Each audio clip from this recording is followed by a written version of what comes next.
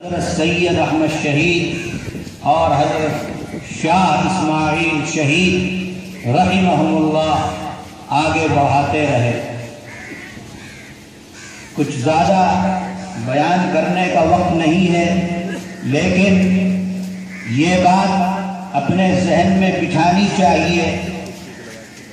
کہ تاریخ کے اندر یہ بتلایا جاتا ہے کہ 1857 کی جنگ آزادی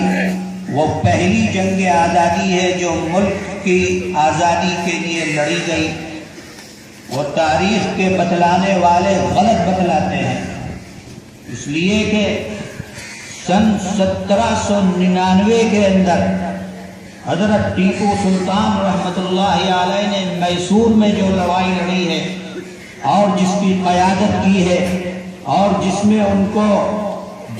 شہادت نصیب ہوئی ہے اور انگریز سے لڑتے ہوئے اپنے قلعے کے اندر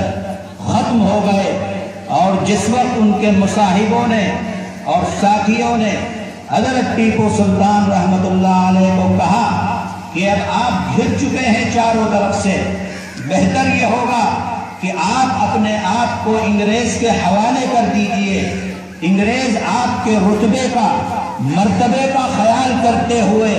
آپ کے ساتھ کچھ رعایت کریں گے۔ تو اس ٹیپو سلطان رحمت اللہ علیہ نے کہا تھا کہ گیدڑ کی 100 سالہ زندگی سے شیر کی 1 دن کی زندگی بہتر ہے، اور یہ کہتے ہوئے اور لوٹتے ہوئے اپنے وطن کے لیے قربانی کو پیش کیا اور اپنی جان کے نذرانے کو پیش کیا۔